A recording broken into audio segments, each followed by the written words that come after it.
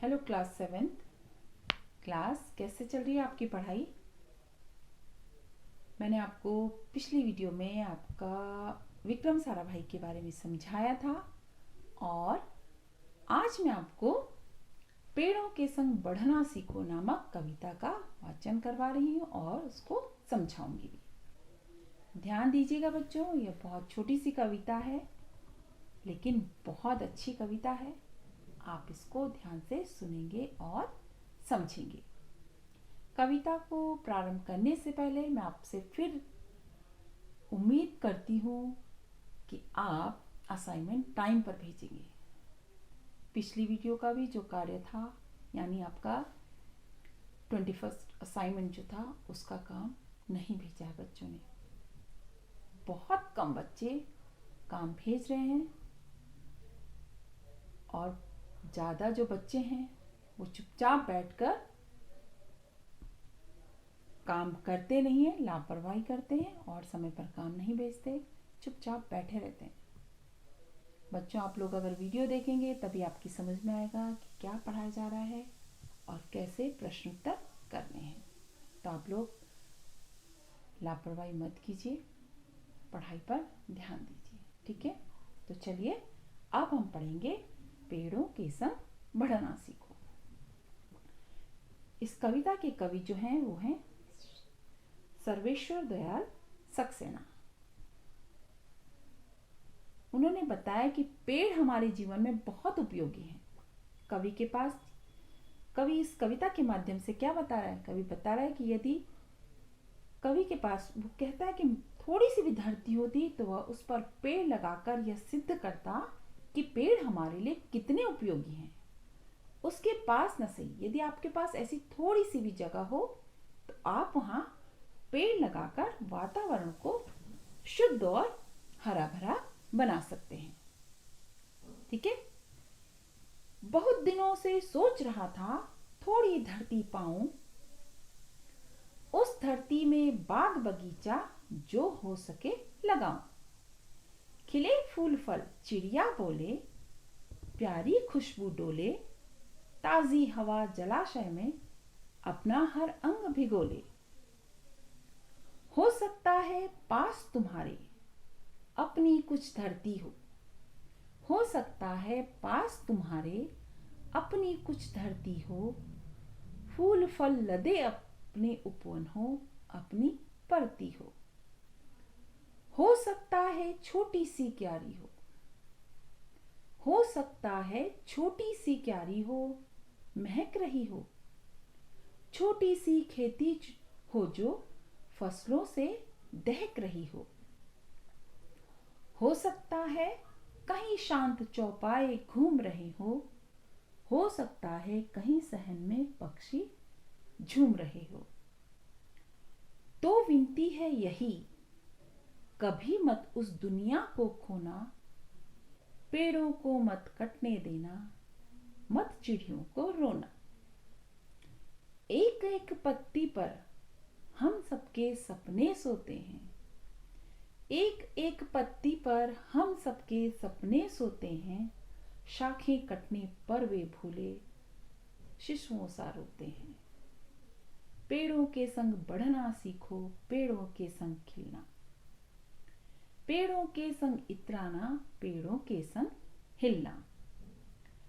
बच्चे और पेड़ दुनिया को हरा भरा रखते हैं, बच्चे और पेड़ दुनिया को हरा भरा रखते हैं। नहीं समझते जो वे दुष्कर्मों का फल चखते हैं, नहीं समझते जो वे दुष्कर्मों का फल चखते हैं। आज सभ्यता वहशी बन पेड़ों को काट रही है, जहर फेफड़ों में भर इंसानों को बांट रही है, जहर फेफड़ों में भर इंसानों को बांट रही है। कवि क्या कह रहा है कि मैं बहुत दिनों से सोच रहा था कि थोड़ी सी धरती पाऊं, मुझे थोड़ी सी धरती मिले कि उस धरती में मैं बाग बगीचा लगाऊं। हो सके तो मैं उस धरती में क्या लगाऊं? बाग बगीचा लगवाऊं और खिले फूल फल चिड़िया बोले, प्यारी खुशबू डोले। उस धरती पर फूल फल खिले, चिड़िया चहकती रहें और प्यारी सी खुशबू फैलती रहे। ताजी हवा जलाशय में अपना हर अंग भिगोले। जो ताजी हवा है वो तालाब में अपना हर अंग, शरीर के हर अंग को भिगोले। हो सकता है पास तुम्हारे अपनी कुछ धरती हो। कवि क्या कह रहा है कि हो सकता है कि तुम्हारे पास अपनी कुछ धरती हो, फूल फल लदे उपवन हो, बगीचे हो जिसमें कि फूल फल खूब सारे लदे हुए, अपनी धरती हो तुम्हारे पास, अपनी परती हो सकता है छोटी सी क्यारी हो, महक रही हो, छोटी सी खेती हो जो फसलों से दहक रही हो, जो कि एक छोटी, हो सकता है कि आपके पास एक छोटी सी क्यारी हो जो कि महक रही हो, उसमें खूब खुशबू फैल रही हो, और छोटी सी खेती हो जो आग दहकती ना, खूब जब आग लगती है तो खूब दहकती है, खूब महकती है। तो वो कह रहा है कि ऐसी हो जिसमें कि खूब फसल दहके। हो सकता है कहीं शांत चौपाए घूम रहे हो सकता है कहीं सहन में पक्षी घूम रहे हो। चौपाए मतलब चार पैरों वाले जानवर, कि हो सकता है कहीं शांत चौपाए घूम रहे हो सकता है कहीं सहन में पक्षी झूम रहे। सहन मतलब होता है आंगन, कि आपके आंगन में पक्षी झूम रहे हो। तो विनती है यही, कभी मत उस दुनिया को खोना, पेड़ों को मत कटने देना, मत चिड़ियों को रोना। कवि क्या कह रहा है कि आप लोगों से विनती है कि कभी उस दुनिया को मत खोना, जिस दुनिया को उसने वर्णन किया है ना, कि अगर छोटी सी धरती होती, उस पर फल फूल लगे होते, जलाशय में हर पक्षी आता अपना अंग भिगोता, तो उस प्रकार की दुनिया को आप कभी मत खोना। कभी भी पेड़ों को मत कटने देना, मत चिड़ियों को रोना। चिड़ियों को कभी भी मत रोने देना, वृक्षों को तुम कभी भी कटने मत देना। एक एक पत्ती पर हम सबके सपने सोते हैं, शाखें कटने पर वे भूले शिशुओं सा रोते हैं। एक एक पत्ती पर क्या होते हैं, इनके सपने होते हैं। जब उनकी शाखाएं कट जाती हैं तो भोले शिशु, जिस प्रकार से कि छोटा बच्चा रोता है ना, उसी प्रकार से ये भी रोते हैं। पशु पक्षी ये भी रोते हैं। पेड़ों के संग बढ़ना सीखो, पेड़ों के संग खिलना, पेड़ों के संग संग इतराना, पेड़ों के संग हिलना। क्या कह रहा है कवि कि तुम लोग पेड़ों के संग बढ़ना सीखो। जिस तरह पेड़ बढ़ते हैं उन्हीं के साथ खेलो, और उनके साथ वो किस प्रकार से खिल रहे हैं। कवि बता रहा है कि जिस प्रकार से पेड़ खिलते हैं, पेड़ बढ़ते हैं, तुम उनके साथ उसी प्रकार से सीखो। और पेड़ों के संग संग जिस प्रकार से पेड़ इठलाते हैं, इतराना मतलब इठलाना, और पेड़ों के संग हिलना, यानी पेड़ों के संग इठलाना और हिलना सीखो। बच्चे और पेड़ दुनिया को हरा भरा रखते हैं, नहीं समझते जो वे दुष्कर्मों का फल चखते हैं। जो बच्चे हैं और पेड़ पौधे हैं, यही दुनिया को, पूरे संसार को हरा भरा रखते हैं। जो इस बात को नहीं समझते हैं वे अपने दुष्कर्मों, यानी जो पेड़ों को काट रहे हैं, पक्षियों का आशियाना तोड़ रहे हैं, पशु पक्षियों का आशियाना तोड़ रहे हैं, वे इस बात को नहीं समझते हैं, तो वे अपने दुष्कर्मों का फल अवश्य चखते हैं। आज सभ्यता वहशी बन पेड़ों को काट रही है। आज सभ्यता वहशी बन पेड़ों को काट रही है। आज की जो सभ्यता है वो क्या है, जंगली होके, वहशी मतलब जंगली, निर्मम, हिंसक, पेड़ों को काट रही है और जहर फेफड़ों में भर इंसानों को बांट रही है।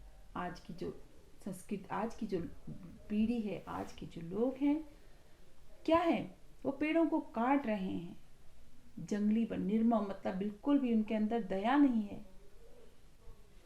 जहर फेफड़ों में भर वो इंसानों को बांट रहे हैं।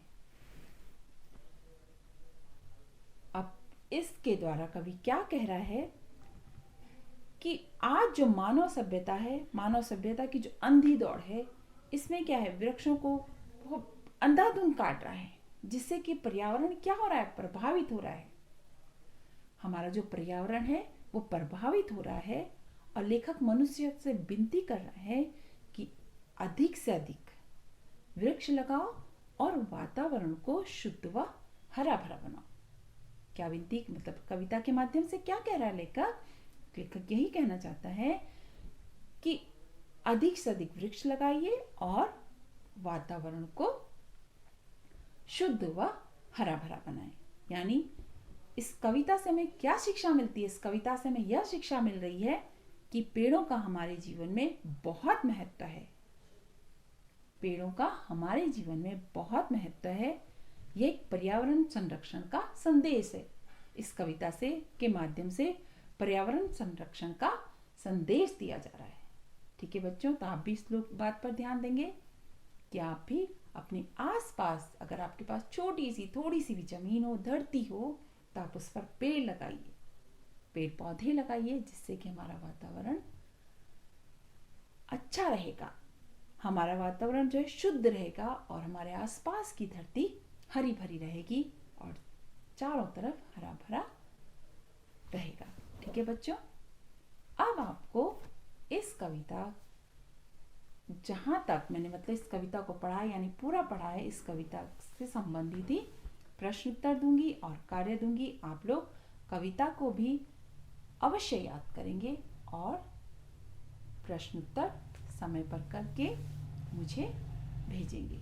ठीक है बच्चों, लापरवाही बिल्कुल भी नहीं, ध्यान से पढ़िए और ध्यान से प्रश्न उत्तर कीजिए।